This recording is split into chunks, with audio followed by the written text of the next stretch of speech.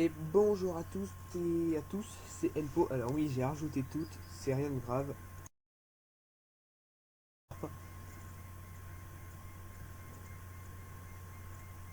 Ah voilà. Et du coup, dans cette vidéo, on m'a fait une demande. Alors, ne cherchez pas les commentaires sur YouTube, c'est sur un autre réseau social, mais on m'a demandé de faire un tuto sur Paint.net. Donc Paint.net, il est là, hein, c'est... Non, c'est pas le bon. Il est là. C'est Paint.net, c'est en gros un Paint amélioré que le Paint normal de Windows. Donc celui-là.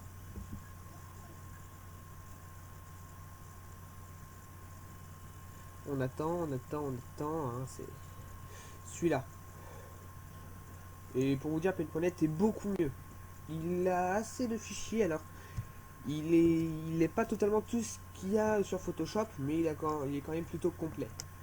Donc Paint.net, je vous mettrai le lien en description pour télécharger sur le site d'origine, c'est pas dur du tout. Peut-être que si vous avez réinstallé Windows, ils vous demanderont peut-être d'installer des Net Framework, je crois, pas sûr, mais il y a des risques. Mais c'est rien vu qu'en plus, Paint.net me propose de l'installer tout seul. En tout cas, si ça arrive, normalement. Donc on l'ouvre. Il faut juste attendre, hein, parce que c'est pas rapide.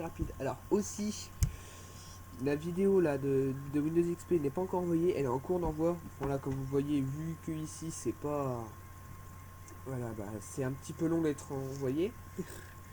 Mais j'ai remarqué que comment je parlais, mais c'est la honte quoi. Enfin, quand je me dis que j'essayais de parler un peu comme les youtubeurs normaux, mais en fait quand je me réécoute, je me dis mais pourquoi j'ai fait ça? Je suis totalement con en fait.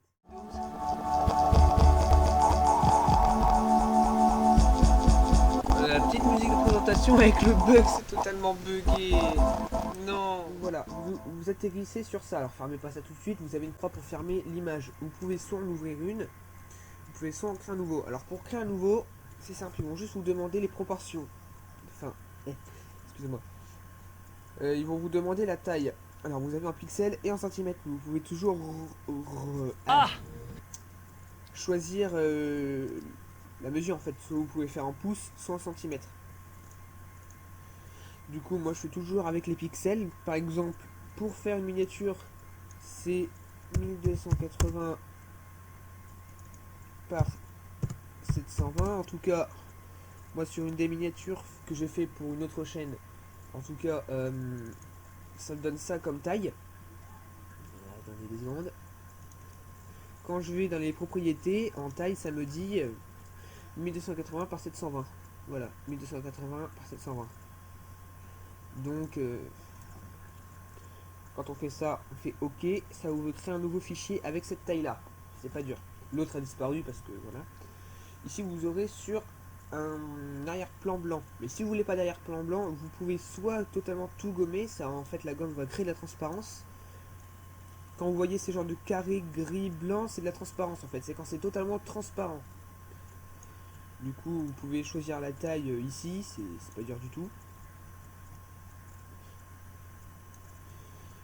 Vous avez aussi la dureté, donc en fait c'est la puissance de la gomme. Donc en gros, c'est pas moins ça va être haut, moins elle va gommer. En fait, c'est juste qu'en fait, si c'est ces valeurs-là par exemple, alors on va faire un remplissage. Donc ça, le saut c'est pour remplir. On fait un remplissage noir par exemple. Quand la tolérance de la gomme, enfin la dureté de la gomme est plutôt basse, vous allez voir qu'au contour c'est un petit peu fondu comme vous voyez. Mais si on le met au plus bas, ça sera encore plus fondu. Et si on le met au maximum, il y aura le moins de fondu possible. Vous voyez ce que je veux dire? Vous pouvez vous créer un truc de netteté différent. Mais moi, ce que je veux faire, là, voilà. Vous pouvez aussi, il y a un truc assez spécial, vous voyez cette palette de couleurs. Vous pouvez cliquer sur plus, et ici vous avez transparence alpha. Vous avez juste à créer une très basse transparence, et puis la gomme va vous gommer, mais va vous laisser une sorte de transparence. Je sais pas où vous voyez, mais il reste un petit tracé de noir. On peut diminuer encore plus la transparence pour retirer de transparence. Alors, en fait, plus on met sur le noir, plus il y a moins il y a de transparence. Enfin, plus il y a de transparence en fait. Et moins vous mettez, voilà. Plus vous mettez vers le blanc, plus il y a de la transparence que ça affiche. C'est un peu comme la minia que j'avais faite, où par exemple. Non, je me trompe tout le temps. Il y a de la transparence, comme vous voyez, cette zone-là est transparente. c'est pas dur, c'est... Voilà. Alors tout simplement... comment dire? Ah merde, c'est pellicule. Mais du coup, oui, ça crée la transparence. Alors, vous pouvez toujours rajouter de la transparence en regommant par-dessus. Mais c'est simple. Alors, vous pouvez faire avec toutes les couleurs. Si on fait avec du rouge et qu'on remet de la transparence, ça va pas vouloir teinter en rouge. Ça va garder la couleur. Avec toutes les couleurs, vous pouvez. Alors ensuite, on a la pipette. La pipette, pour ceux qui ne savent pas, c'est pour extraire une couleur qu'on n'a pas dans la palette. Une couleur bien précise et on ne veut pas en fait de changement de couleur. La palette, comme vous voyez, quand on voit ici et qu'on reste cliqué en fait, parce que si on clique pas, vous voyez que ça change pas, il faut rester cliqué. Vous voyez la couleur qui change et quand vous êtes bon, vous lâchez, ça reste sur cette couleur. Par exemple, je vais faire des petits dessins là avec un pinceau, voilà. On va du rouge. On va créer une couleur nous-mêmes. Voilà. Et là, je change la couleur. Vous allez me dire, mince, je n'ai pas la couleur dans la palette. Vous avez juste à reprendre la pipette, vous appuyez dessus, et voilà, vous avez retrouvé la couleur. Et vous pouvez recolorier avec la même couleur. Comme vous voyez, il n'y a pas de différence. Car si par exemple la pipette elle pipe mal au pierre, vous voyez une différence. Là, je vois que le bleu que je colorie est un petit peu plus clair. Alors, je sais pas si vous le voyez, vous, mais bon. Alors, aussi, il y avait un truc dans le montage, je vous dis juste en petite parenthèse. J'avais un problème de qualité, vous pourrez le voir dans les premières vidéos. Alors par contre, la vidéo d'XP, je l'avais dit avec un narrateur qui avait un problème de qualité, sauf que bizarrement, lorsque j'ai exporté la vidéo, elle était de bonne qualité. Parce qu'en fait, sans prévenir, dans la vidéo, j'ai modifié des paramètres. En gros, dans les paramètres de montage, en gros, il y avait une sorte de résolution de préaffichage. C'était une basse résolution, je l'ai augmenté, puis depuis que je l'ai augmenté, la qualité est devenue ouf. Alors c'est pour ça aussi que vous pouvez vous dire que la couleur n'est pas géniale parce que j'ai rajouté des filtres, des effets pour que la netteté soit meilleure. Mais du coup, voilà ce que ça rend un truc avec des couleurs totalement irréalistes. Si on peut dire ça comme ça. Mais du coup, je vais un petit peu ça en passant. Alors vous avez ces sélecteurs là, on a le sélecteur rond. On a le sélecteur lasso, donc on fait les formes qu'on veut. Et on a le sélecteur basique rectangulaire. Ces secteurs là, ça va vous permettre de déplacer ou de redimensionner la chose que vous sélectionnez. C'est pas dur du tout, vous encadrez la chose que vous voulez bouger et ensuite soit vous choisissez cette flèche là, soit vous choisissez cette flèche là. Donc là c'est juste déplacer la sélection, donc redéplacer le rectangle. J'ai du mal à parler moi. Le rectangle pour resélectionner pour bien encadrer. Vous pouvez aussi du coup le redimensionner vu ce que je vois, parce qu'en vrai cette flèche, je me suis vraiment servi de cette flèche, et cette flèche là c'est la bonne flèche, c'est la flèche qui va permettre de redéplacer le truc que vous avez sélectionné. Là par contre oui. Et du coup bah, c'est pratique. Ensuite on a le zoom, ça permet juste de zoomer, un clic gauche ça zoome, clic droit ça dézoome. C'est... Non mais ah, c'est pas ce quoi là.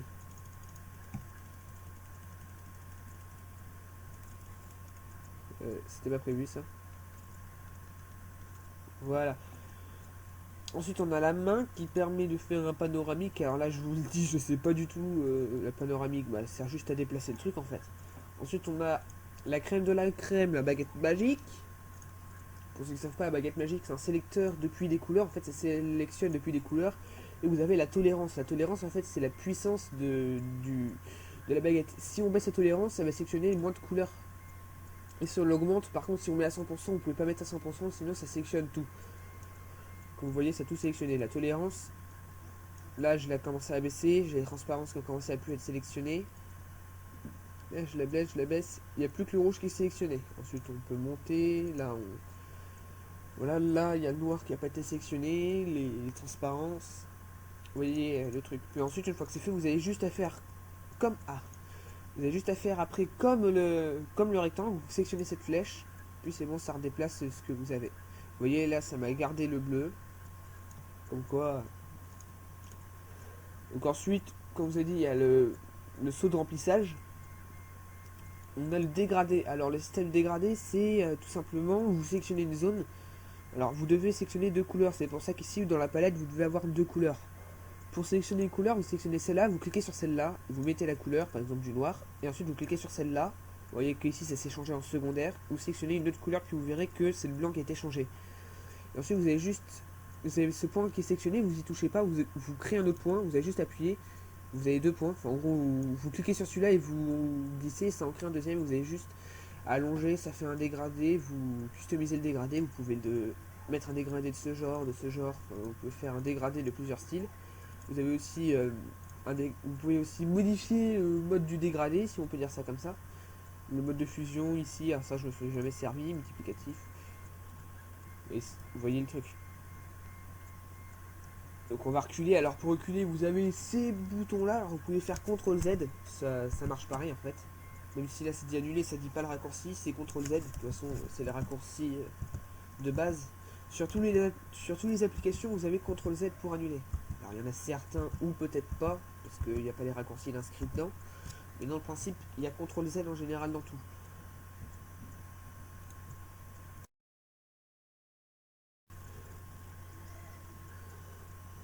Désolé pour ce temps d'attente. Je sais même plus ce que je disais. Ah oui, là on a le crayon.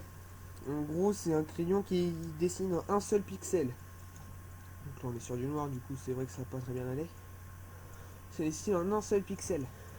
Bon, par exemple, si on zoome, vous voyez que quand on zoome, Paint.net il pixelise. Et quand on dessine, vous voyez bien qu'il dessine qu'en un seul pixel. Comme vous voyez, on n'a pas d'éditeur, enfin on peut pas modifier la taille. C'est juste un crayon précis en fait. Prenez ça comme un stylo. C'est pas un pinceau, c'est un stylo. Ensuite, on a le duplicateur.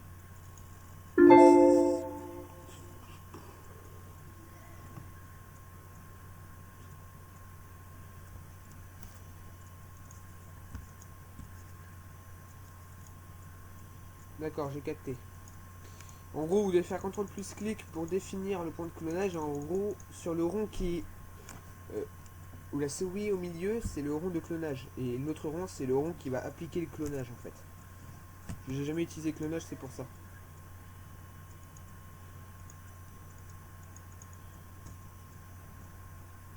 Enfin, en gros, ça applique le clonage. En gros, comme je me suis trompé, c'est le rond qui est au milieu qui fait le clonage et c'est le rond qu'on a créé en faisant contrôle et clic qui, euh, qui est la caméra en gros du clone. Après, on a recoloriage. Oh bon, vous avez deviné ce que c'est. Et pourtant, ça, j'en suis jamais servi.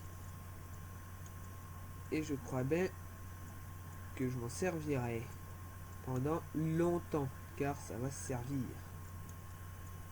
Alors, par contre, c'est un système assez spécial, je trouve.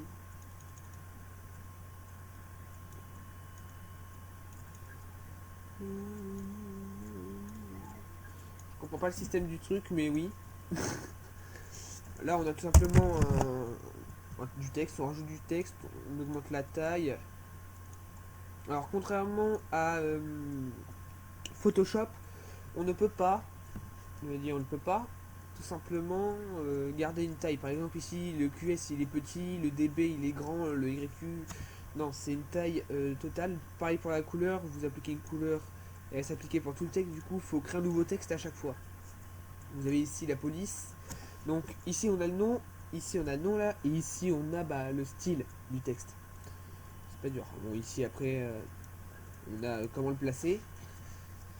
Ici ensuite on peut créer des lignes. Alors soit des lignes droites, on peut les garder droites. Mais vous pouvez aussi, une fois que vous avez fait les lignes, vous pouvez la retordre en fait. Vous voyez, vous pouvez la retordre, la remise.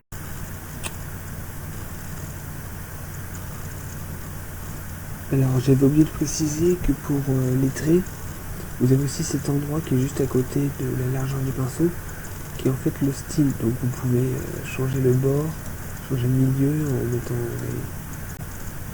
voilà. Vous avez arrondi que j'aime bien aussi. Vous pouvez tout changer, fixer et tout.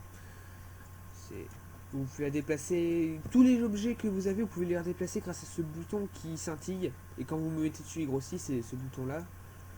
Ensuite, vous avez création de forme. Vous avez rectangle, le rectangle avec les coins arrondis, le rond, vous avez tout ce qu'il vous faut. Vous pouvez avoir le motif de couleur. Alors attention, là aussi, vous avez besoin de la palette. Vous avez besoin des 2 couleurs. Par exemple, si on fait que le contour, ça va faire le contour, ça va faire du bleu parce que le contour, c'est la palette principale. Vous voyez le contour. Alors là, bien sûr, on croit extrêmement rempli, mais c'est en fait parce que le contour est très épais. Mais si par exemple je mets 3 d'épaisseur, vous voyez que Ensuite, vous pouvez mettre soit seulement colorié au milieu. Donc oui, là bizarrement ça m'a mis avec le bleu. Donc en gros c'est quand vous voulez mettre contour et colorier au milieu. Ça prend l'intérieur à la secondaire et le contour à la primaire. Pour tout le reste, ça sera toujours la primaire. C'est pour ça que vous devez cliquer comme d'habitude sur le secondaire et modifier la couleur. Bon là du coup là il n'a plus été modifié, vous pouvez toujours reculer, ça va en reculant vous allez retrouver la sélection de votre rectangle normalement. Et vous avez juste à rééditer le secondaire. Et ça marche. Donc ensuite on a fini avec ça, donc vous faire un petit peu de technique, vous avez la règle, moi, je vois pas trop l'utilité. Là ensuite on a la grille du zoom. Alors ça peut vous servir si vous voulez dessiner un truc précis, tout propre sans vous faire chier, vous avez la grille qui vous aide. Parce que oui, les rectangles c'est pas un pixel, un carré c'est pas un pixel. Si vous voyez là c'est un pixel en gros, parce que même si je dessine avec le feutre, vous voyez que c'est un pixel. Et vous voyez bien que les carrés c'est pas un pixel du coup. C'est la grille, quand on regarde dans la grille, chaque carré est un pixel. Là ensuite on a collé. Alors pour vous dire comment on va mettre des images, alors c'est un truc très simple, vous pouvez le faire aussi, vous faites aussi sur Photoshop, c'est un truc très basique. Vous prenez une image et vous la faites glisser. Alors ils vont soit demander de l'ouvrir, donc quand on fait ouvrir ça va ouvrir une nouvelle page ici, puis ça va en fait tout simplement vous montrer la photo. Et si vous faites ajouter un calque, ça va tout simplement vous rajouter un calque qui est dans le panneau des calques qui est ici. Alors les calques, qu'est-ce que c'est déjà pour vous dire? Les calques c'est tout simplement des images en gros. En gros vous pouvez créer plusieurs calques et en fait c'est une superposition d'images. Et en fait c'est très utile les calques, c'est vraiment très très bien, c'est utile comme tout. Donc oui ces boutons c'est pour en rajouter, ces boutons c'est pour en supprimer. Les calques c'est très utile parce que si vous voulez rajouter comme la miniature que j'avais faite là de la transparence quelque part mais pas partout, par exemple oui bon je l'ai ouvert avec Paint.net mais du coup vous verrez les étapes des calques, il n'y en a pas une seule. Si vous voulez rajouter de la transparence par exemple ici mais pas partout, il va falloir créer des calques. Par exemple ça c'est tout un calque. Si vous voyez l'arrière-plan il sert pas, l'image du derrière voilà, vous voyez que c'est qu'un seul calque. Vous voyez que c'est qu'un seul calque, qu'une seule image en fait. Et en gros, les calques ça sert beaucoup pour changer des trucs comme ça. Parce qu'en fait, si vous avez qu'un seul calque et que vous appliquez en fait de la transparence, par exemple, après c'est plus pour le flou, mais pour la transparence, en fait, vous pouvez faire ah, vous pouvez créer une transparence à un endroit précis en faisant ça.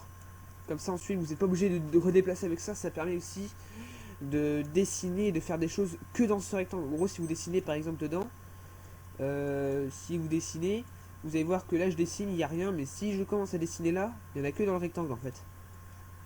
Alors du coup on voit rien parce que c'est l'arrière-plan. Et si on voit sur l'arrière-plan, vous voyez ça dessine pas hors du rectangle, ça dessine que dans le rectangle. Du coup ça sert à ça.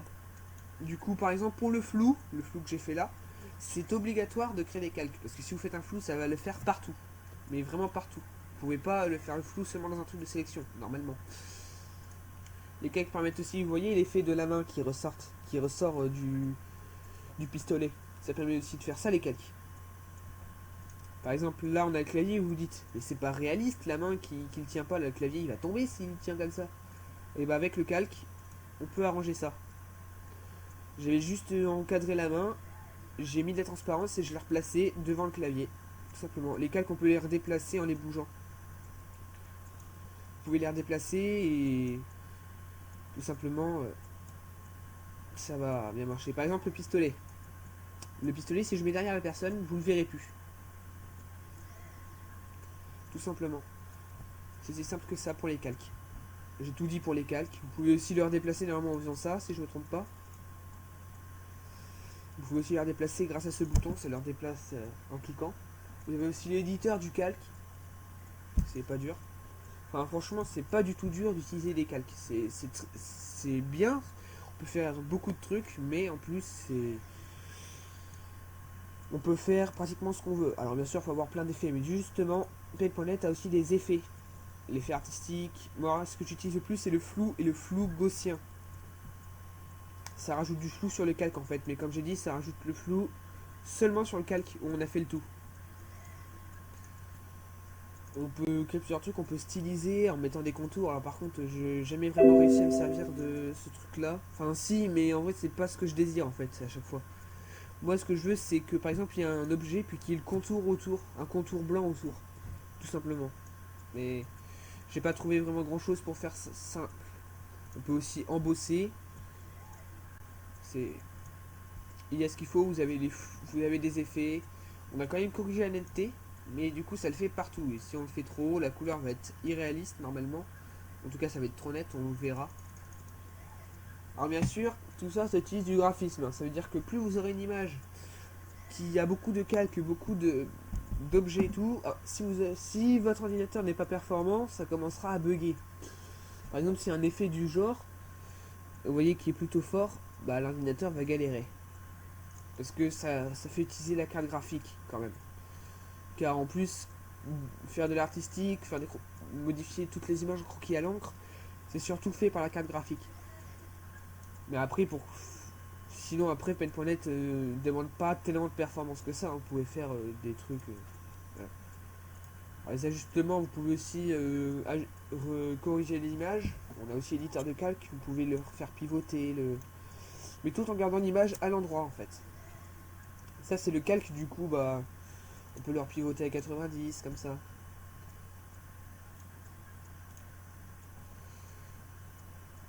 Enfin c'était pas à 90 mais bon. Là on a l'image, donc là ça retourne vraiment l'image de ce coup-ci. C'est pas le calque, c'est l'image complète. Donc c'est aussi simple que ça. L'affichage, c'est un peu la même chose qu'on avait juste avant. L'édition, c'est pareil, les fichiers. On a un truc simple. Alors après, ce que vous devez faire, c'est enregistrer. Mais si par exemple vous faites un truc pour YouTube, vous pouvez très bien veiller à que ça l'enregistre en PNG. Parce que des fois, Paint.net va vouloir vous l'enregistrer en Paint.net, donc en .pdn par défaut. Du coup, pensez bien à le mettre en PNG. Alors, je vous conseille aussi d'enregistrer un PDN. Comme ça, si vous avez un petit problème tout, vous pouvez reprendre le tout puis tout refaire. Parce que par exemple, j'avais aussi une miniature. Bon, par contre, les pellicules, ça me saoule. Une miniature, tout simplement. Désolé. J'avais fait une miniature de base, c'était pas une miniature, c'était en fait une bannière qu'on m'avait demandé à faire. Alors je sais même pas où elle est passée, j'ai dû la supprimer. Non, elle est là. J'avais fait 2 use. Le problème c'est que à un moment on m'avait demandé, on avait cette édition là que j'avais faite. Cette édition là. On ne voulait pas. Bon, je, ça sera zoomé, vous inquiétez pas. Si vous regardez ça, vous inquiétez pas, c'est zoomé. Hein. Même si vous le voyez à présent. C'est même pas zoomé, c'est caché en blanc. Bref, et on m'avait demandé de faire une édition plutôt comme ça. Et le problème c'est que moi j'avais pas enregistré le PDN, du coup vous allez me dire mais comment t'as fait? Parce qu'en vrai dans le PDN, t'avais des calques. T'avais cette image qui était le calque, cette image qui était l'autre calque, cette image qui était encore l'autre calque. Mais du coup vu que le PDN n'était plus là, bah les calques, je les ai plus. C'était tout raplati en fait. Quand on crée un PNG ou une image normale, tout est raplati en un seul calque. Que vous allez me dire mais comment t'as fait du coup? Il a fallu que je me débrouille à tout redessiner en gros. J'ai pu me rattraper en redessinant du noir sur les têtes et tout. C'était long. Quand vous voulez voir ici, un petit peu par ici. Bon, après c'est caché du coup j'ai du mal à revoir. Ici par exemple ça a été remodifié ici.